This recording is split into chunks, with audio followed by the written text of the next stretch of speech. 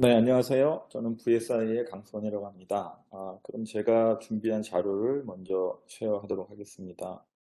네, 오늘 제가 말씀드릴 주제는 차량용 이더넷 기술인데요. 제가 이화 세미나 저번에는 썰데스를 했었고, 이번에 이더넷을 이제 준비하면서 느낀 점, 이더넷이 사실 굉장히 광범위한 내용이 많아서 이 내용을 다 커버하는 것이 사실은 또 쉽지는 않은데요.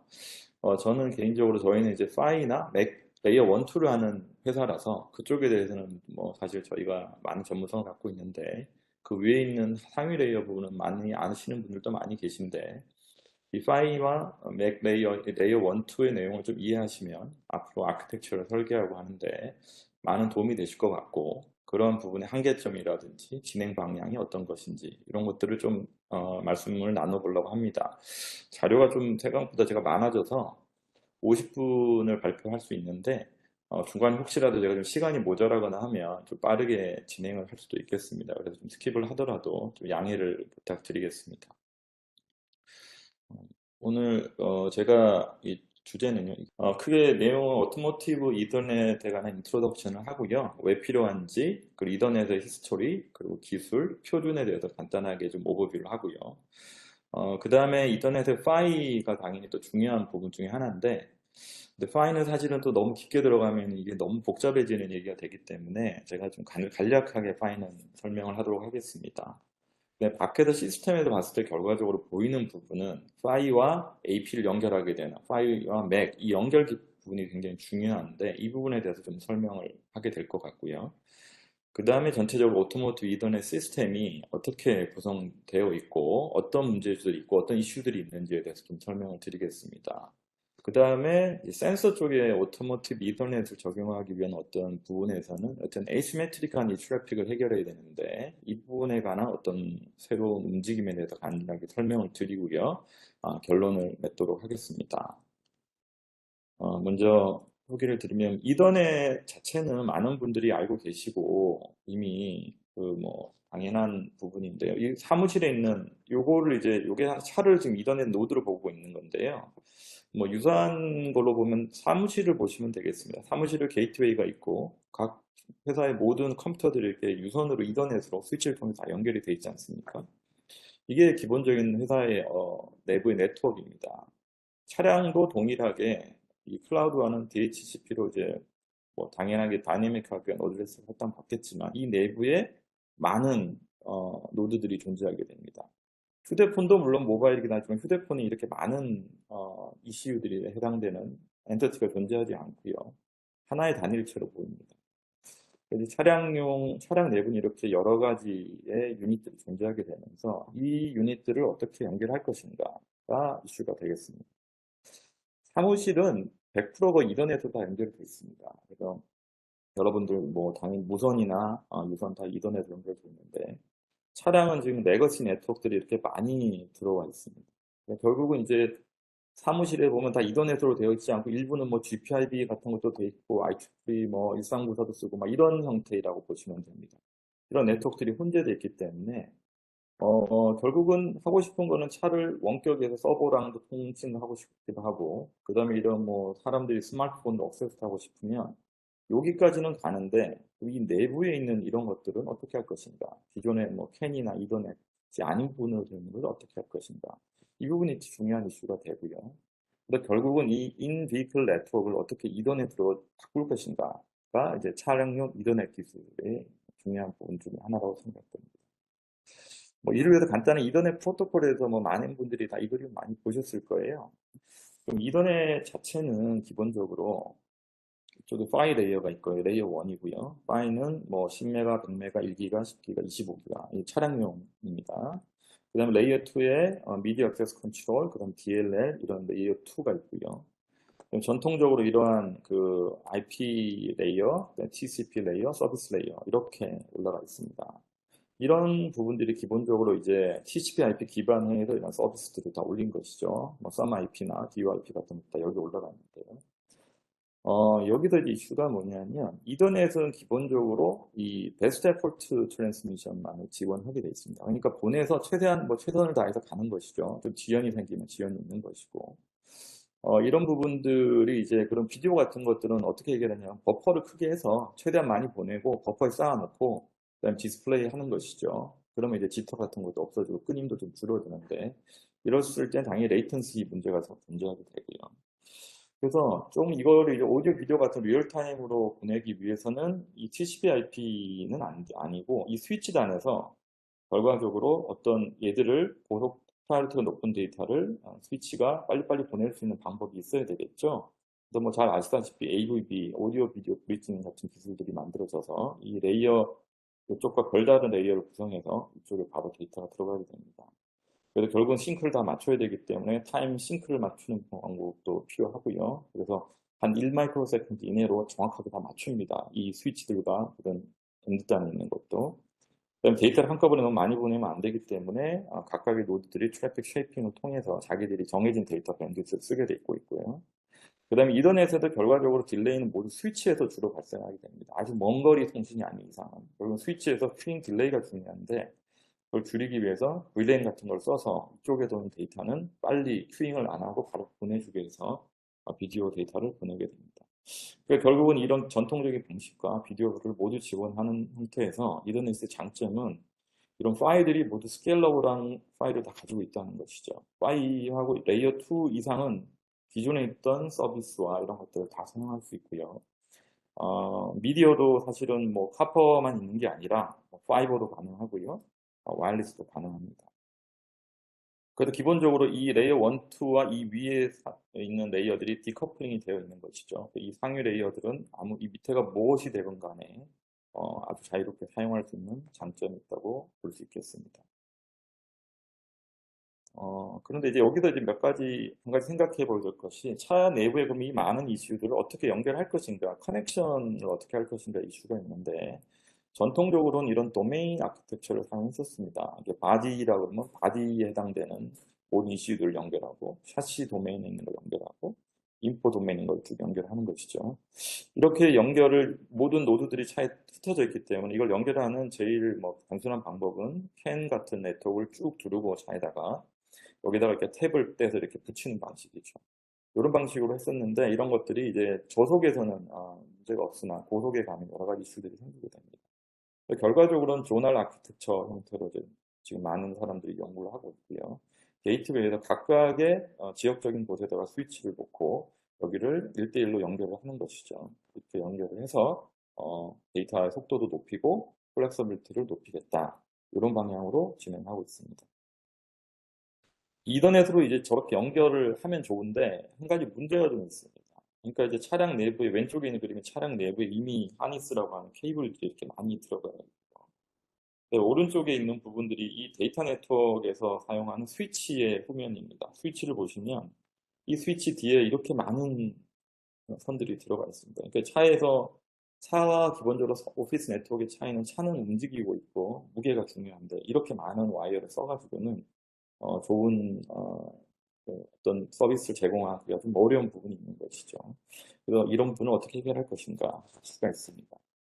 그래서 기존에 있던 기술과는 좀 다른 기술들이 필요하다라고 해서 오토모티브 이더넷 기술이 나오게 된 것입니다.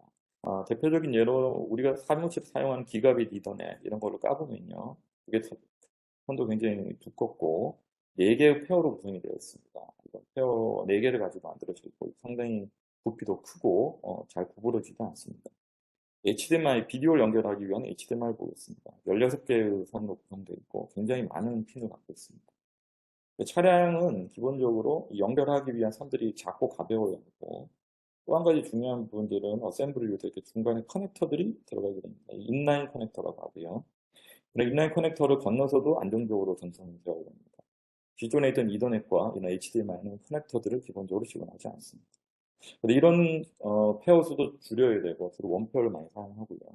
그다음에 이런 여러 가지 커넥터 이슈, 반사 이슈도 해결해야 되고 차량 내에는 굉장히 많은 노이즈들이 존재하게 됩니다.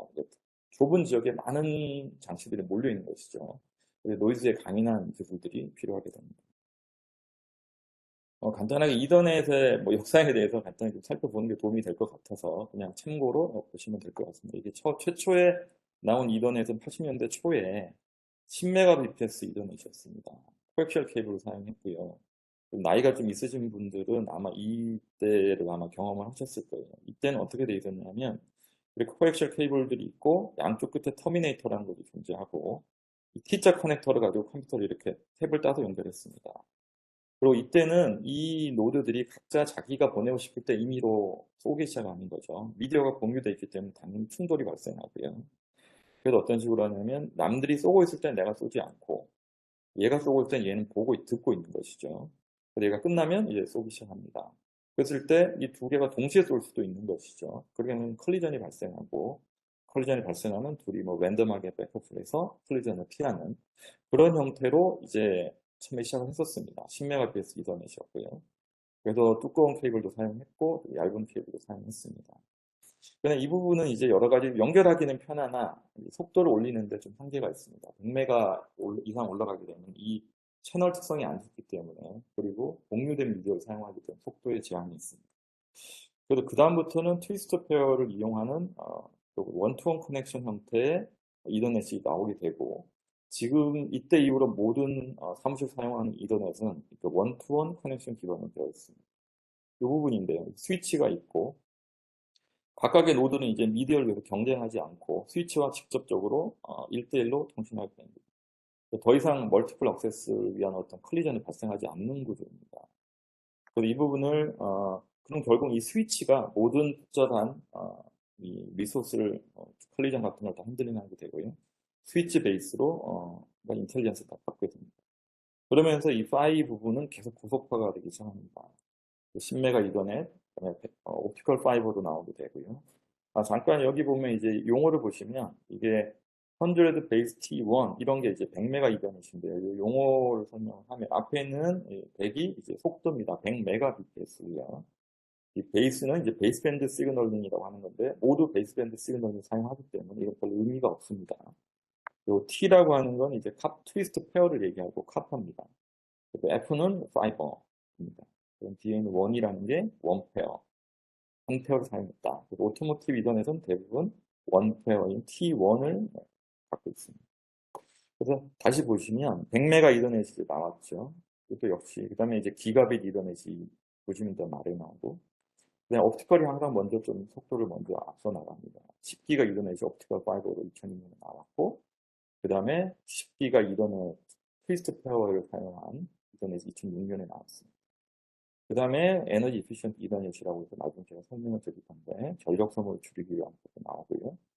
그 다음에 여기 2016년부터가 15년부터가 이제 오토모티브 이더넷이 등장하게 됩니다. 이때 이제 오토모티브 이더넷을 잘 넣어야 되겠다 생각한 것이죠.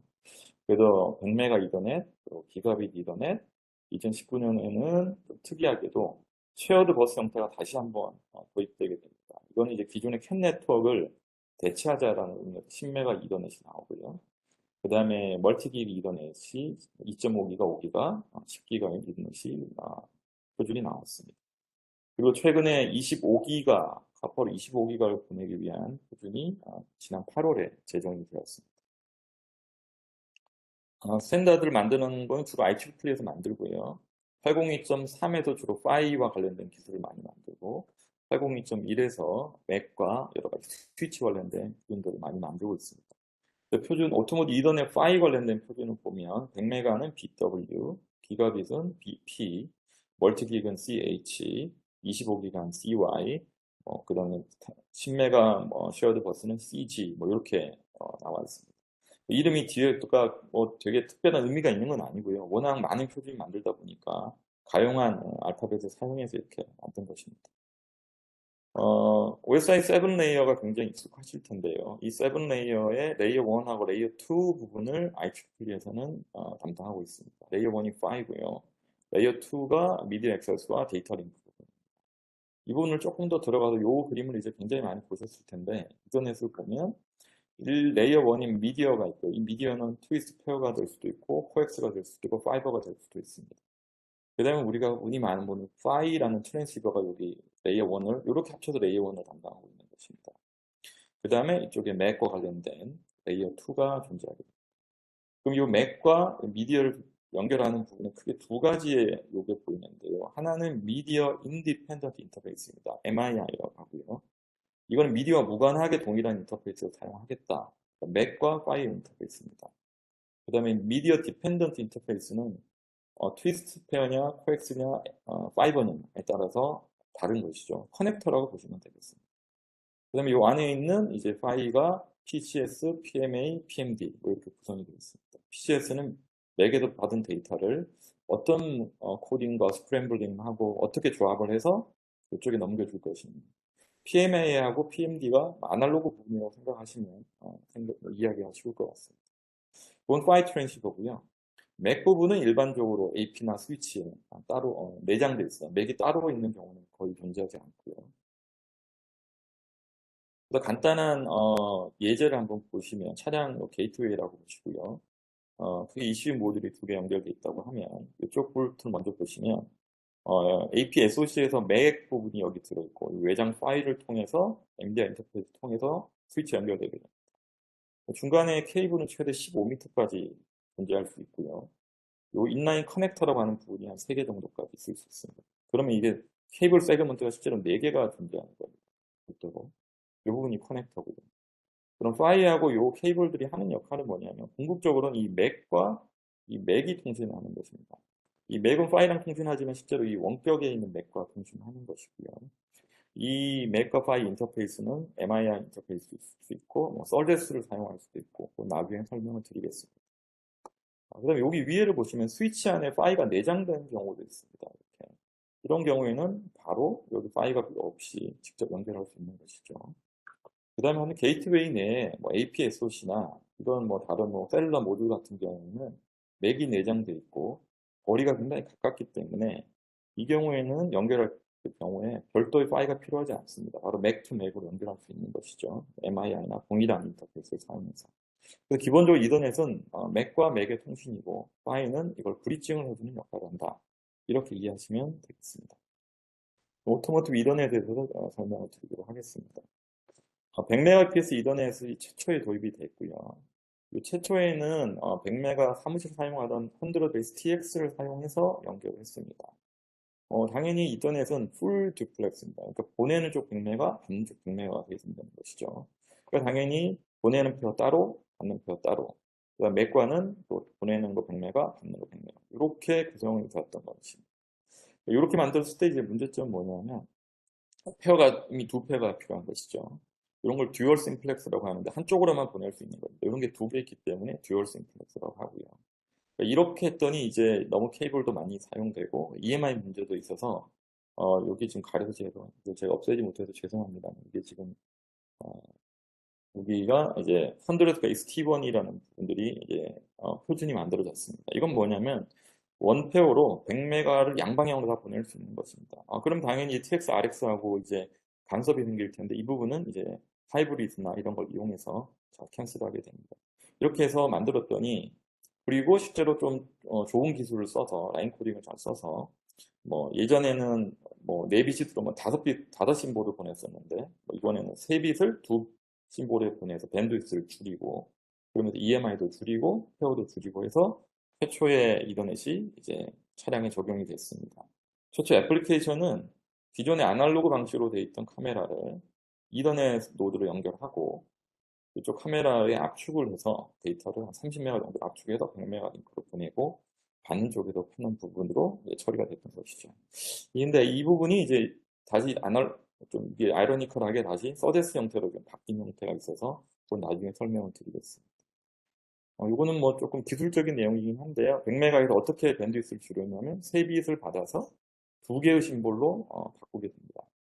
3개의 심볼, 3 곱하기 3, 9개의 심볼이 가능한데 가운데 0, 0을 보내는 걸 제외하고 이렇게 보내게 되면 밴드위스가 3분의 1로 줄어들게 되어서 기존에 있던 100메가가 이런 스펙트럼을 가졌다면 작은, 좀 더 좁은 스펙트럼을 가져서 EMI 문제되게 했고요. 그러면서 차량 내 UTP 릴튼을 사용해서 쉴딩이 안 된 케이블로서도 EMI 문제 없이 사용을 했던 것입니다. 이더넷 5 블락 다이어그램을 간단하게 살펴보면요. 이게 5고요. 이쪽이 맥입니다. 맥에서 MI 인터페이스로 계속 데이터를 보내주는 것입니다. 그럼 파이는 어떤 뭐 인코딩을 하고 스크램블링도 하고 그다음에 에러 커렉션 데이터도 모아서 아날로그 쪽으로 보내주고 아날로그 쪽으로 보내주게 됩니다. 반대쪽으로 이쪽에서 들어온 데이터는 리시버에서 처리해서 이 TX의 역과정을 해서 맥 쪽으로 보내주게 돼요. 이 구체적인 신호 처리 방법은 이제 파일마다 다 다르고요. 표준마다 다 다릅니다. 중요한 부분이 이제 이 하이브리드한 건데요. 기술적으로는 좀 복잡하지만 간단히 설명을 하면 TX도 보내고 RX는 받아야 되기 때문에 얘기도 보내고 저쪽에서 쏘기 때문에 이쪽 라인에서는 이 두 신호, 마스터와 슬레이브 신호가 혼재되어 있게 되어 있는데요. 근데 중요한 거는 내가 보낸 신호가 이쪽으로 들어오지 않고 이쪽에서 보낸 신호만 내가 받아야 된다는 것이죠. 그래서 내가 보낸 신호가 에코가 돼서 이쪽으로 들어오지 않도록는 아날로그 에러가 이 하이브리드입니다.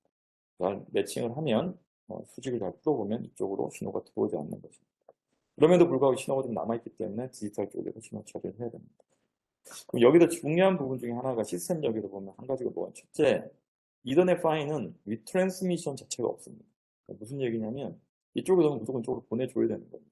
그러니까 플로우 컨트롤을 할 수가 없어요. 데이터가 오면 내가 리트랜스미션 해야 되니까 너 잠깐 기다려라고 맥에 보내줄 수가 없습니다. 그러니까 보낸 데이터를 다 이쪽으로 보내줘야 됩니다. 그렇기 때문에 플로우 컨트롤이 없고, 그럼 이게 에러가 나면 어떻게 되냐면 이더넷 파일이나 맥에서 처리하는 것이 아니고 그 상위 레이어 TCP 같은 데서 재전송을 담당하게 됩니다. 나중에 보겠지만 맥에 이렇게 프레임 체크 시퀀스 같은 게 있긴 한데 에러를 디텍트하는 데만 쓰고 맥이 재전송을 하지는 않습니다. 또 한 가지가 파일에서 중요한 부분이 룹 타이밍에서 마스터와 슬레이브가 싱크가 정확하게 맞닿아 있는 상태로 동작한다는 것인데요.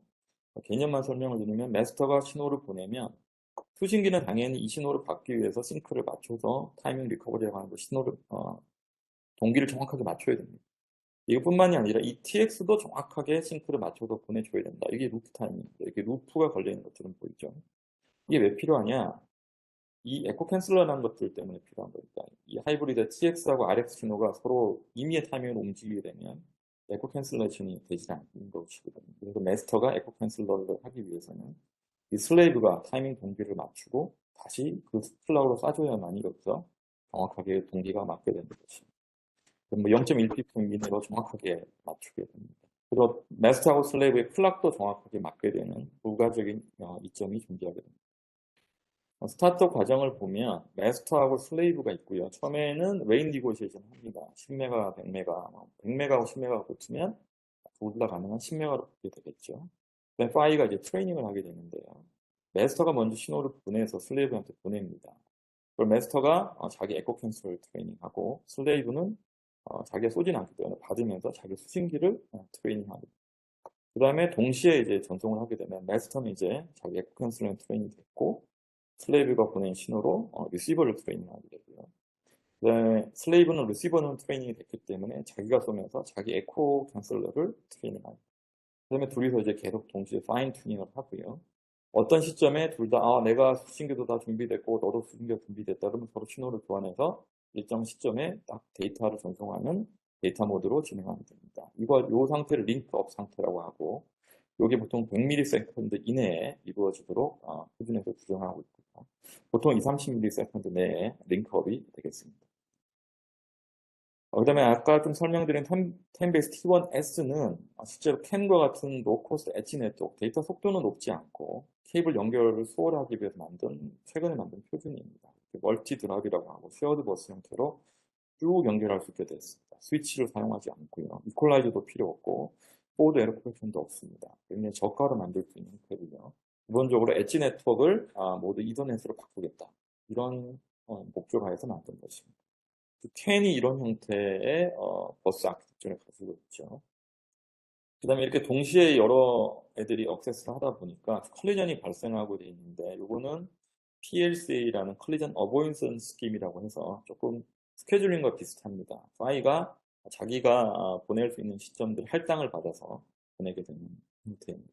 그러니까 로우 스피드에 있는 엣지 네트워크도 전부 이더넷으로 바꾸겠다. 그러니까 코어 네트워크는 이미 이더넷으로 거의 다 바뀌어져 있기 때문에 이 부분도 이더넷으로 바꾸겠다. 이런 관점에서 만들어진 표준입니다.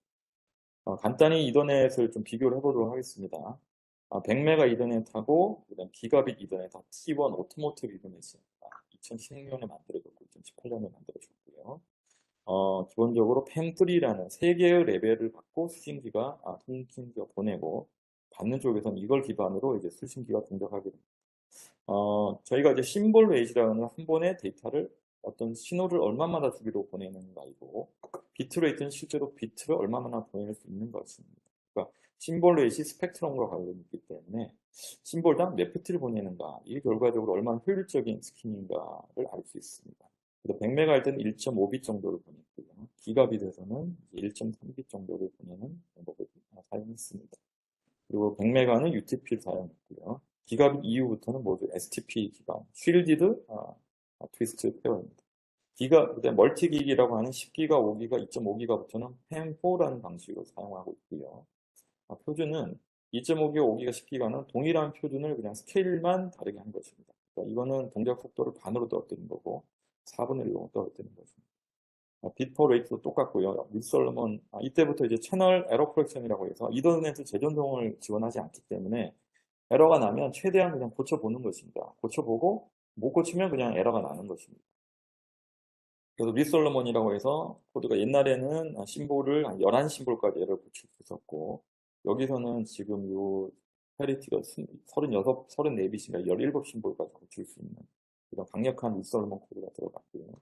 여기 지금 안 보이시지만 이게 25기가 표준입니다. 802.CY라고 있고요. 이때 이 표준과 동일합니다. 그냥 2.5배로 속도만 그냥 올린 것입니다. 이 리솔로몬 인코더의 구조만 좀 바꾸고, 그러니까 파이 시그널 레벨에서는 완전히 동일한 것입니다. 사람들이 좀 지루해졌는지 이제부터는 새로운 표준을 만들지 않고요. 그냥 속도만 올리고 있는 형국입니다. 그렇게 해서 지금 현재 25기가까지 표준이 만들어져 있는 상태입니다. 여기도 이제 중요한 시스템 관점에서 앞에는 파이 설명을 했고요. 파이 내부는 이제 사실은 뭐 파이 만드는 분들과 좀 관심이 있고, 바깥에도 보이는 건 이제 맥하고 파이 인터페이스입니다. 그걸 보기 전에 이제 이더넷 프레임을 잠깐 보셔야 되는데, 이더넷에 보면 프리엠블이 있고 스타트 포텐 SFD라는 게 있습니다. 그래서 프리엠블은 원재료를 계속 보내줘 동기를 맞출 수 있게 원재료를 보내주고, 특정한 패턴, 원재료 아닌 이 패턴을 보내주면 여기서부터 맥 프레임이 시작이구나 라고 해서 맥이 알게 되는 거죠. 그 다음에 여기 데스티네이션 맥 어드레스, 소스 맥 어드레스 있고, 여기 타입이 있고, 데이터가 있고, 프레임 체크 시퀀스가 있고, 쉬었다가 다시 보내게 됩니다. 쉬는 구간이 옛날에 멀티플 억세스 CSMA CD를 위해서 잠깐 쉬는 구간을 만들어 놓은 건데, 굳이 쉴 필요는 없는데 지금도 그냥 통상적으로 96비트를 쉬어서 보내고 있습니다. 데이터로는 위에서 TCP, IP에서 세그멘트된 데이터를 여기 데이터로 실려서 보내고, 맥에서 온 데이터를 다시 합쳐서 IP와 TCP 쪽으로 올려주게 되겠습니다. 타입이 좀 중요한데요. 여기 랭스를 나타내는 필드인데, 헥사로 600 이하는 이제 길이를 나타내고, 그걸 넘어가는 건 특별한 어떤 시그널들을 패킷 타입을 의미하게 되고, 제일 중요한 게 이제 VLAN ID 같은 것이죠. 0x8100이 여기 딱 오면 이건 VLAN이구나 해서 스위치가 이 데이터를 인식해서 프라이빗 높여서 라우팅 한다든지 이런 일을 하게 됩니다. 이쪽이 맥이고요. 이쪽이 파입니다. 그래서 제일 많이 썼던 게 100Mbps 이더넷 인터페이스입니다. 100Mb는 25M 클락으로 데이터 라인이 4개 있으니까 4비트를 25M 보내니까 100M 되는 것이죠. 그래서 보내는 것과 받는 것이 있습니다. 여기도 이제 구체적인 타이밍이나 이런 건 이제 만드는 사람들이 이제 보는 부분이고, 이때 데이터를 보낸다고 알려주고, 이제 클락에 맞춰서 데이터를 딱딱딱딱딱 보내게 됩니다. 중요한 부분은 TX하고 RX 하는 부분이 별도의 버스로 구성되어 있다는 거예요. 이더넷은 항상 시메트릭한 트래픽을 가정하고 있습니다. 이 보면 핀이 좀 많아요. 16핀이고 SoC 만드신 분들 입장에서 핀이 많은 건 굉장히 제한이 많은 것입니다. 그래서 그 다음으로 나온 것이 이렇게 16개를 만드는 거는 너무 좀 과도하니 이걸 핀을 줄이자. 제일 먼저 생각할 수 있는 게 4핀을 2핀으로 줄이고 클락을 2배로 올리자. 이거 뭐 당연한 것이죠. 이렇게 해서 나온 것이 Reduced MII, RMII. 그리고 클락도 2개 필요 없이 50메가 클락 하나로 하자. 라는 것이고. 그 다음 핀도 2핀으로 줄였습니다. 그리고 불필요한 시그널도 좀 제거해서 8핀으로 줄인 것이죠. RMII 형태로 많이 사용이 됐습니다. 맥과 파이 인터페이스는. 그 다음에 이제 나온 것이 기가빗이 되니까 기가빗 인터페이스가 또 나왔습니다. 기가빗은 1기가를 보내야 되니까 클락은 125메가로 하고 데이터를 8빛을 사용하는 것으로 만들었습니다. 물론 클락을 더 높이고 데이터 레인을 줄일 수 있지만 실제로 이 칩과 칩을 연결하는 데서도 고속 클락을 보내는 건 여러 가지 한계점이 있기 때문에 여기다 125메가로 정했습니다. 그래서 8 곱하기 125메가에서 1기가가 되는 것이죠. 굳이 받는 쪽, 보내는 쪽 다 듀플렉스 구조입니다. 이것도 핀이 너무 많으니까 어떻게 했냐면은 얘는 이제 핀을 반으로 줄이고 클락을 2배로 올리는 것이 아니라 플락을 라이징 엣지, 폴링 엣지라고 해서 DDR 방식을 사용해서 결국은 라이징 엣지도 보내고 한 클락에 2번 보내는 것이죠. 그래서 1기가가 보낼 수 있는 인터페이스를 만들었습니다. 12핀이고요. RGMI라고 합니다. Reduced Gigabit Media Interface. 실제로 기가빗 인터페이스는 이 인터페이스가 제일 많이 사용되고 있습니다. 그 다음에 이제 10기가 이더넷이 나왔습니다. 여기서 이제 머리가 좀 굉장히 복잡해지는데요. 10기가를 보내려고 하면 여기 지금 보시면 XGMI라고 하는데요. X가 10을 뜻하는 것입니다. X가 이제 그 그릭으로 10이죠. 그래서 10기가 MII인데 이거 보시면 클락은 312메가고 데이터 램이 32빗입니다. 이렇게 하면 딱 10기가가 나옵니다. 반쪽도 마찬가지로 클락이 있고 32빗이 나오는 것입니다. 이렇게 해서 이제 데이터를 보내고 컨트롤 시그널들이 모두 없어졌습니다. 여기서 가장 중요한 변화가 일어나는데요. TX enable, RX enable 이런 신호를 사용하지 않고 여기 보시면 TXC, RXC라는 컨트롤 캐릭터를 보내는 부분이 있습니다. 이 캐릭터를 통해서 이 신호가 데이터가 아이들 데이터인지 실제로 데이터인지를 표현하게 됩니다. 컨트롤 캐릭터를 가지고 컨트롤 캐릭터, 그러니까 결국은 4개의 옥텟을 보내게 되는데요. 4 곱하기 8, 32빗인데 각각의 옥텟이 이게 데이터인지 아이들인지를 나타내게 됩니다. 예를 들어 보면 데이터 이렇게 쭉 간다고 하면 여기서부터 첫 번째 데이터, 두 번째 데이터, 세 번째 데이터, 아이들이다가 여기서 데이터가 이렇게 진행되게 됩니다. 이 순서로 데이터가 가게 됩니다. 아이들일 때는 이 컨트롤 캐릭터가 각각 1입니다. 1이면 이건 아이들이구나 라고 알게 되고요. 실제로 데이터가 가게 되면 0으로 바뀌게 되는 것이죠. 이렇게 해서 핀들을 없애고 컨트롤 캐릭터를 보내는 형태로 10기가부터 바뀌었습니다. 여기도 중요한 게 74핀이나 되기 때문에 기본적으로 칩 안에서만 사용되는 인터페이스고요. 칩 밖에서는 이 인터페이스를 사용할 수가 없습니다. 그러니까 칩 안에서 맥이 내장되어 있는 경우, 이런 경우는 사용하게 되고요. 컨셉추얼하게도 요것들을 사용할 수 있지만 실제로 칩 밖에서는 사용할 수 없는 인터페이스입니다. 그러면 어떻게 되냐면 실제로 10G 이더넷 인터페이스를 칩 투 칩으로 외장 파일을 갖고 연결하겠다 라고 하면 이제 어떻게 되냐면 여기에 보면 표준에도 정의되어 있는 바와 같이 XGMIR 데이터를 익스텐더라고 해서 멀리 보낼 수 있는 표준이 존재하게 되겠습니다. 사실 이게 썰됐습니다. 64빗 아까 70 몇 빗이었죠? 74핀을 다 보낼 수 없으니 썰데스를 사용해서 핀을 줄여서 보내고 파일에서는 이걸 받아서 다시 XGMI로 편 것이죠. 요 인터페이스를 가지고 이제 외장 파일이나 좀 멀리 있는 3, 40cm 정도 내의 거리인데요. 보낼 수 있는 것이 되겠습니다. 다시 정리하면 XGMI는 내부에서만 사용되고 그래서 요 만든 인터페이스가 XAUI, X는 결국 10기가죠. 그 다음에 AU가 4위라고 하는데요. 인터페이스는 뭐냐면 4개의 디퍼런셜 페어를 갖고 10기가를 보내는 것입니다. 그리고 각각은 뭐 흔히 많이 사용하는 서비스가 8빗, 10빗 인코딩 8빗을 받아서 10빗을 보내니까 12.5% 익스펜전이 20% 정도 익스펜전이 됩니다. 결국은 4위 인터페이스를 사용해서 4개 4위 인터페이스 각각은 3.125기가인데 이게 왜 이렇게 곱하기를 해보면 12.5기가가 나오거든요. 왜 이렇게 됐냐면 이게 8빗, 10빗 인코딩을 써서 늘어난 것입니다. 그래서 4위 인터페이스 자체도 4페어이기 때문에 8핀이 필요한 것입니다. 보내는데 8핀, 받는데 8핀, 이거 16핀이죠. 이 자체도 좀 많은 겁니다. 그래서 마벨하고 듀 네트워크에서 이것도 반으로 줄이자. 그러니까 결국은 시그널 레이스를 2배로 올려서 2레이로만 보내자. 8핀으로 보내자. 이런 표준들이 또 나왔었습니다. 최근에는 이거보다 속도를 더 높이자. 한 페어로 10기가를 그냥 보내자. 그래서 ZP라고 하고 XFI라고 하고요. 얘는 한 페어로 10기가를 보낼 수 있는 표준입니다. 여기 만들어져서 옛날에는 8빗, 10빗 인코딩을 많이 사용했는데 이게 보시면 8빗에 10빗을 보내니까 20% 이상의 리던던시가 생기고 오버헤드가 발생하잖아요. 그래서 이 경우 너무 오버헤드가 크니 오버헤드가 3% 정도 되는 64빗을 받아서 66빗 정도밖에 보내는 이런 XFI 인터페이스를 사용해서 보내자. PCI 익스프레스 등도 이와 같이 바뀌고 있습니다. 결과적으로 외장 파일 연결하려면 이런 역시 서데스를 사용할 수밖에 없다라는 것이죠. 부분을 잘 보시면 되겠습니다. 정리하면 파일은 맥과 연결하는데 MII라는 인터페이스를 사용해서 연결이 되고 있고 파이하고 맥은 제공하는 MI 인터페이스는 여러 가지 종류가 있다. MI 100메가가 있고 기가가 있고 그다음 10기가 인터페이스가 있다. 그리고 다 핀 카운트가 좀 다르고 서데스 고속에서는 서데스 인터페이스를 사용하고 있다라는 것이고 여기서 중요한 특징 중에 하나가 뭐냐면 이더넷은 기본적으로 TX하고 RX들이 시메트릭한 인터페이스만을 제공하고 있습니다. 기본적으로 TX하고 RX가 동일한 웨이트인 것입니다. 어시메트릭한 데이터 트랜스퍼에서는 이런 부분이 한계점으로 존재하게 될 것이고요. 이 부분을 좀 고려하시면 되겠습니다. 시스템에서 어떻게 구성하는지 잠깐 보도록 하겠습니다. 텐지 이너 파일을 밖에 있고 여기 SOC가 어떻게 연결하느냐.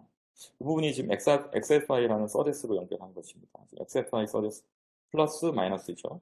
그러니까 원페어를 이용해서 10기가를 바로 보내고 그다음에 원페어를 이용해서 10기가를 받는 구조.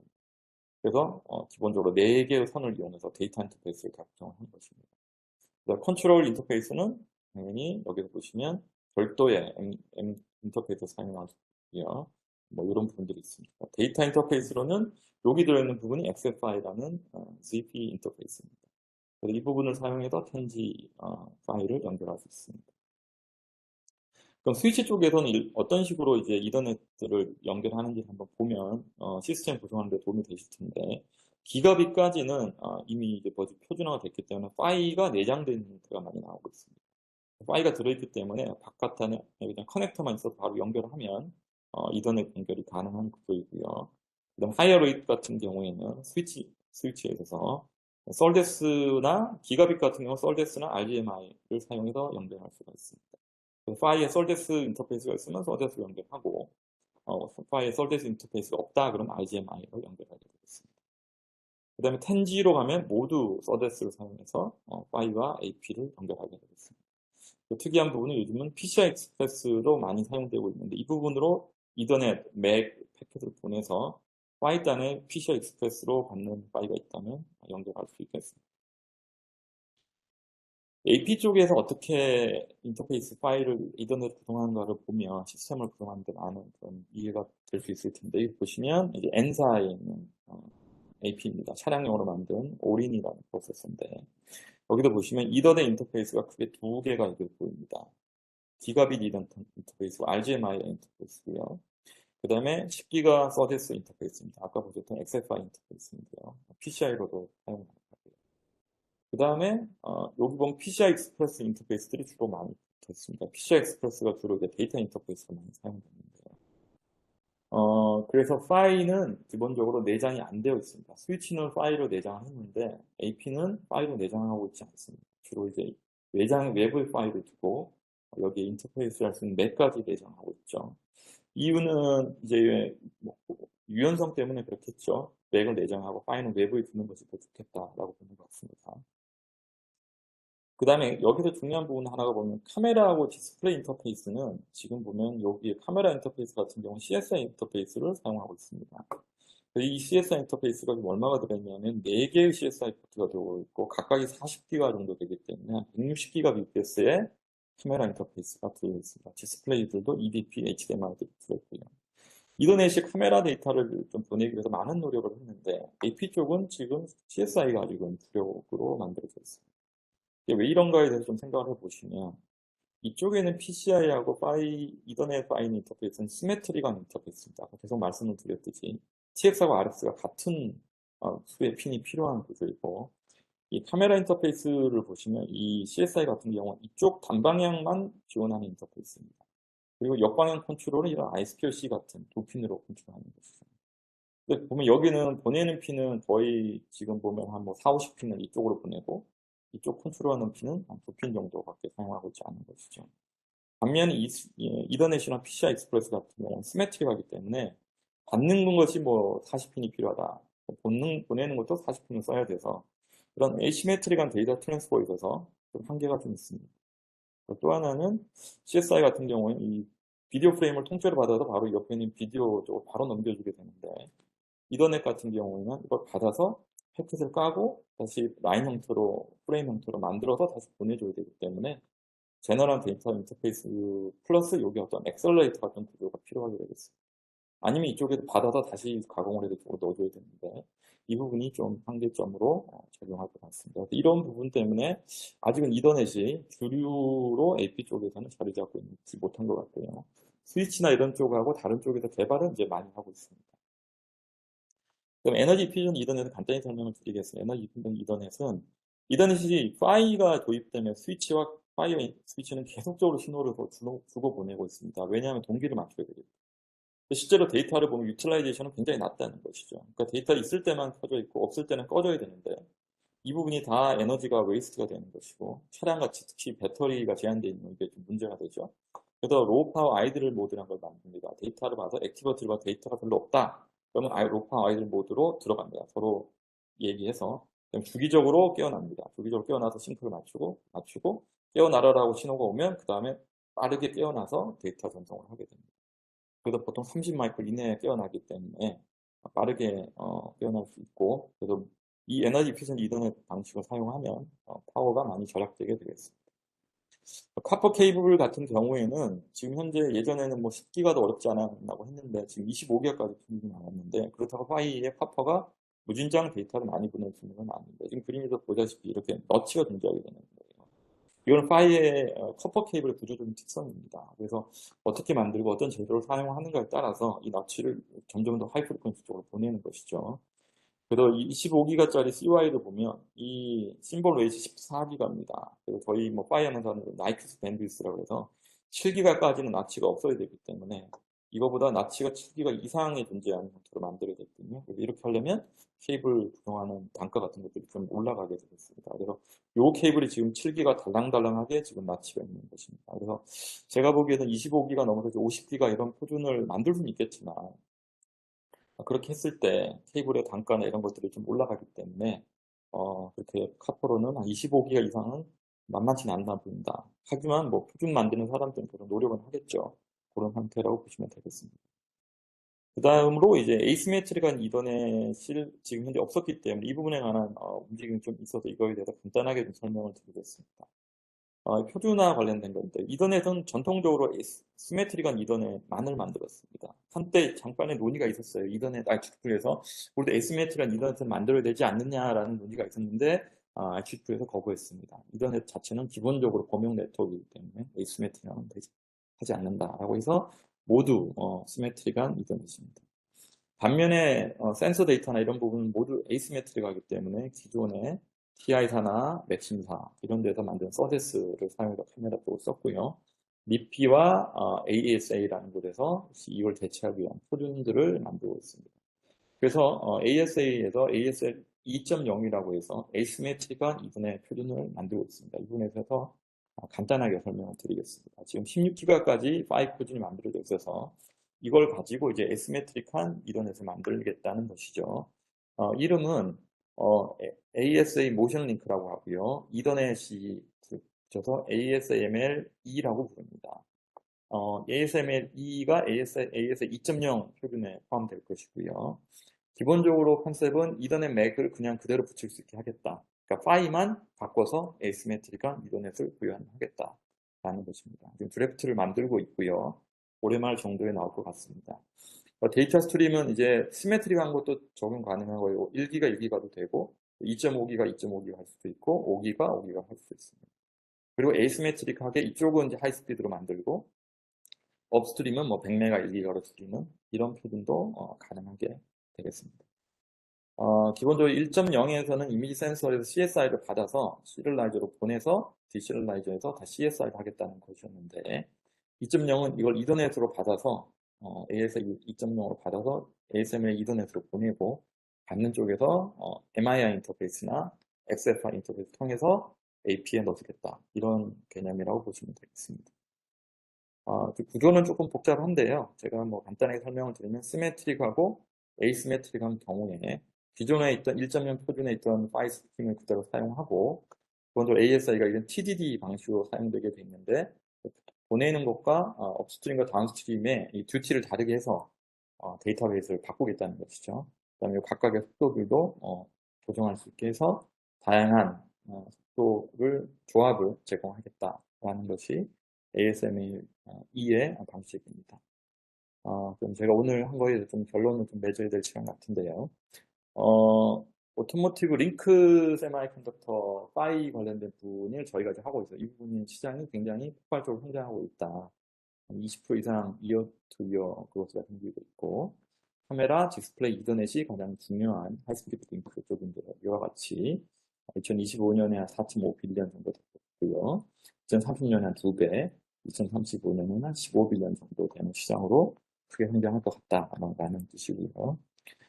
인비클 네트워크의 트렌드를 보면 예전에 레거시 네트워크들이 많이 있었습니다. 캔딘, 모스트, 뭐 플렉스웨이 이런 것들이 다 있었는데 상대적으로 밴드위스 낮고 서로 호환이 되지 않는 문제점들이 있었는데, 이 부분이 결과적으로 이더넷과 서데스의 조합을 해서 변경될 것이다. 그리고 서로 상호 환성이 되는 부분이 중요할 것이고요. 스케일러블한 속도가 여러 속도를 다 지원할 수 있는 스케일러빌리티와 인터오퍼러빌리티 관점에서 진행할 것이다 라고 이제 저희가 생각하고 있습니다.